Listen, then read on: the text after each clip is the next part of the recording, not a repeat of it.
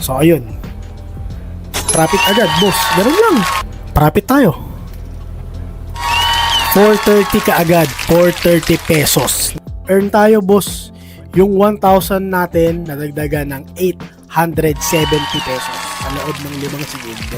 Yo, what's up mga boss? Yan, welcome sa episode 2 ng ating expert option kung saan ituturo natin mula sa zero knowledge hanggang sa matuto talaga kayo sa trading. Yan, nandito na tayo sa episode 2 ngayon dahil dun nakaraang episode, kung naaalala nyo, ang sinabi kong tatalakayan natin para sa episode na to is yung tinatawag natin ng mga indicators. So yung indicator, napaliwanag na rin natin kung para saan yun at kung anong nagagawa nun. At dito, para maging specific tayo, ang pinaka ituturo natin na indicator is yung tinatawag natin na RSI indicator. Okay, so papakita ko sa inyo kung saan nyo makikita yon mamaya dun sa option natin. Tsaka napakaraming listahan ng mga indicator na pwede nyong matutunan. Pero dito muna tayo sa pinaka basic na RSI indicator. Dahil naalala ko nung bago pa lang ako sa trading, hindi talaga ako gumagamit ng kahit anong indicator kasi hindi ko alam kung para saan siya. So ang dami nun, hindi ko mag-get. Sabi ko, para saan ba itong mga to? Hanggang sa nag-research ako at natutunan ko, nagland nga ako dito sa RSI indicator. So bakit nga ba RSI indicator yung pinakaunang tuturo natin sa inyo? Dahil para sa akin talaga, hanggang ngayon sa natutunan ako, RSI indicator pa rin yung pinakasubok at pinaka-classic tsaka madaling matutunan at effective. Okay, so kahit pupunta kayo ng Telegram natin, i-check nyo dun yung mga ina-upload ko. Ang ginagamit ko pa rin talaga itong RSI indicator. Solid to. Hindi ko naman sinasabi na effective siya 100%. Pero most of the time kasi, yung RSI indicator talaga yung nagbibigay sa akin ng mga malaking profit. At saka kung kukumpara mo sa ibang mga indicator, sa kanya talaga ako mas tiwala at saka napakadali niyang matutunan. Ayun, at bago nga rin pala tayo magsimula pala, gusto ko munang i-introduce yung demo balance din sa inyo para sa hindi nakakaalam dyan. Pero pinaliwanag na natin yung last episode. So, mas maganda rin yung training ground para sa mga bago. So, syempre, pag sinabi natin demo balance, is hindi ka talaga niyan mababawasan ng pera. Dahil parang play money siya na binibigay ng expert option para makapag-training ka hanggang maging ready ka sa pagte-trade. Pero, ang masasuggest ko talaga, kung talagang desidido kayo at gusto nyo matuto ng trading, matapos siguro mga ilang araw kayo sa demo balance, tumawid na agad kayo sa real money. Bakit kamo? Kasi sa real money, doon ka talaga matututo. Doon ka matututo ng disiplina kung paano talagang doon ka masasaktan kapag nagkamali ka ng trade. Pero syempre, doon ka na rin makaka-profit kasi mamaya mapataas mo yung pera mo sa demo balance. Tapos ang iisipin mo lang, di sana nag-real money na lang ako, magkano na yan. So same lang din naman yan kahit i-double check nyo. Gusto nyo mag-open kayo ng dalawang cellphone na mayroong expert option na bukas, ikumpara nyo siya, ilipat nyo isa ng demo balance, yung isa real money, makikita nyo pareho pa rin yan. Kahit magsabay kayo ng trade doon, ganun at ganun lang yan. So ayan, so start na agad tayo. Ito, papaliwanag na natin nga pala kung paano yung RSI indicator at ito. Yo mga boss, ayan, kita nyo naglagay tayo ng screen dito sa ating gilid. Ayan, kita nyo pareho yan. Okay, naka-live yan goods yan. So ayan, nakabukas ni RSI indicator dito, pero sige, i-off ko muna para makita nyo ulit kung paano bubuksan. Para kahit back to zero makita nyo. So ayan, so nakikita nyo ngayon is default. Wala siyang kahit na anong bukas na indicator. So isa lang siyang default na graph. Okay, so papakita ko rin muna sa inyo asset list natin. Nasan dito tayo sa Smarty. Okay, so ayan, Smarty. Deal duration natin is 5 seconds lang. Investment natin is 1,000 pesos. Babaan muna natin. Okay, mag-ano muna tayo, 300 pesos.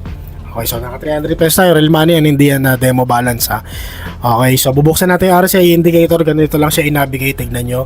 Dito sa may lower left na to, yung pangalawa, click mo lang yan. Tapos yung pangalawa, yan, pinakababa RSI indicator, kita nyo naman dyan siguro dyan sa gilid na nilagay natin. Yan.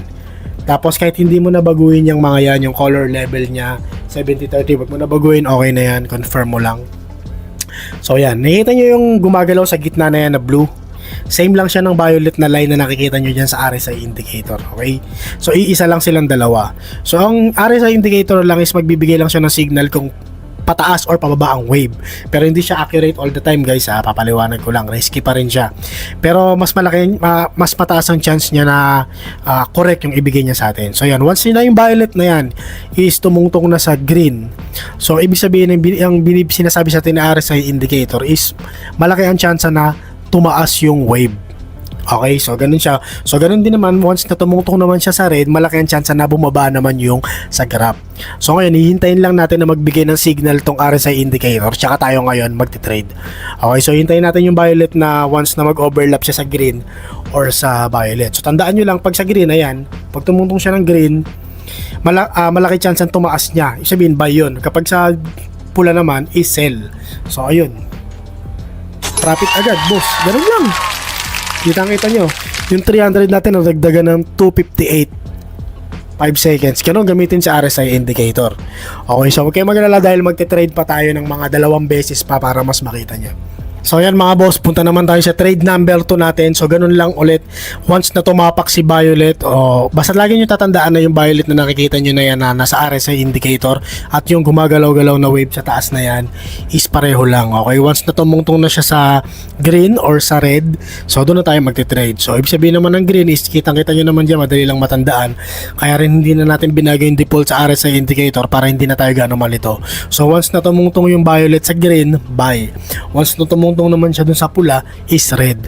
So ayun yung mga chance na binibigay sa atin na RSI indicator, na yun yung signal na hinihintay natin. So dito kailangan lang talaga natin na maging matyaga, kasi may mga time talaga na napakatagal bago magbigay ng signal si RSI indicator, especially sa euro US dollars na asset list. Matagal dito sa part na yan ang sana euro US dollars, napakatagal ng signal na binibigay dyan. Pero dito sa smart kasi medyo malikot talaga yung yung chart niya, kaya mas mabilis tayo makakapagbigay ng signal si RSI indicator. So yan, medyo kailangan tagalan lang natin, hintayin lang natin ng konti. At pag-pass forward muna siguro tayo hanggang magkaroon ng signal. I-speed up ko lang.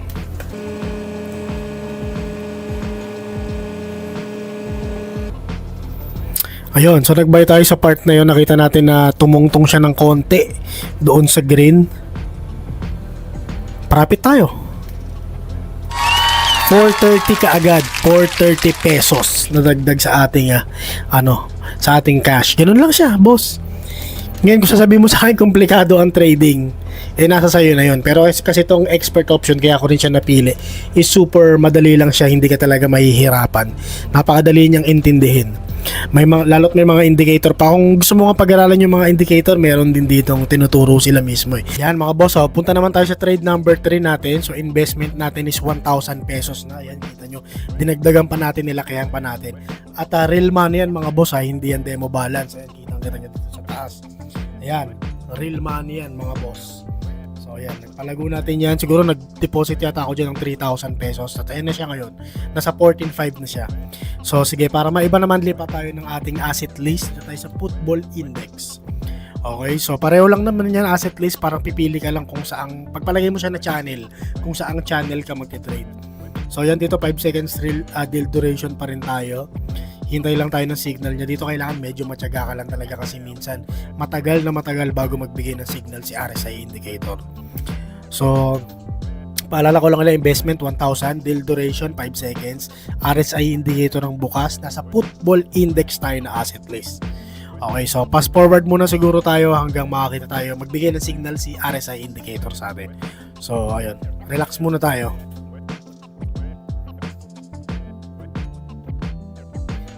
Ayun, nag-sell tayo sa part na yun, boss. Kita nyo, tumungtong siya ng konting-konti kanina. Ayan. Ayun. Earn tayo, boss. Yung 1,000 natin, nadagdagan ng 870 pesos sa loob ng 5 segundo. So, 3 trade yun, sunod-sunod mga boss. So, pinakita ko na lumipat pa tayo ng asset list. So, ganun gamitin. Sana naiintindihan nyo yung RSI indicator natin. Napakadali lang nun. Basic na basic yan. Kahit hindi ka marunong talaga sa trade, magigets mo yan. Ayan, mga boss. At maliban naman sa RSI indicator, kung gusto nyo matutunan nyo ibang bagay, kung di nyo na mahintay yung episode 3 na gagawin natin, pwede naman, punta lang kayo dito sa offer lip na yun na pinindot ko, nakita nyo. Click nyo yung education. Ayan, ang dami yung pwedeng matutunan dyan, boss. Kailangan nyo lang magbasa talaga.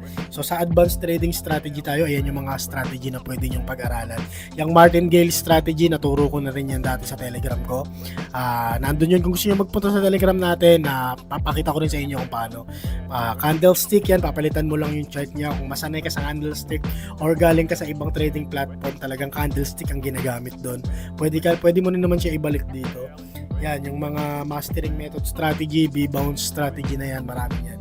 Ayan, para sa mga willing na mag-start at gusto nang magsimula sa trading, magamit yung mga tinuro natin ngayon, huwag niyong kakalimutan na meron tayong 100% bonus gamit ang promo code natin. So, secret lang to pero share natin sa inyo. Gamitin nyo lang yung promo code natin na PITSILOGX. Ayan, lalagay ko rin dyan somewhere sa screen.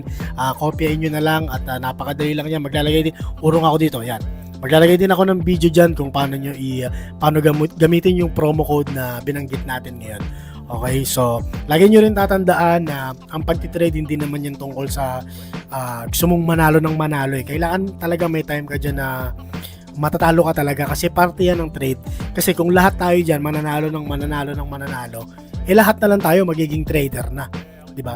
So para to sa mga masasala talaga na siyempre matatalo ka pero kailangan mong paulit-ulit na mag-trade talaga hanggang makuha mo yung momentum, masanay ka, ma-master mo yung mga indicator, strategy. At saka huwag kayong mag-alala dahil nandito naman kami at ako willing naman akong ituro yung mga natutunan ko sa loob ng ilang taon dito sa Expert Option.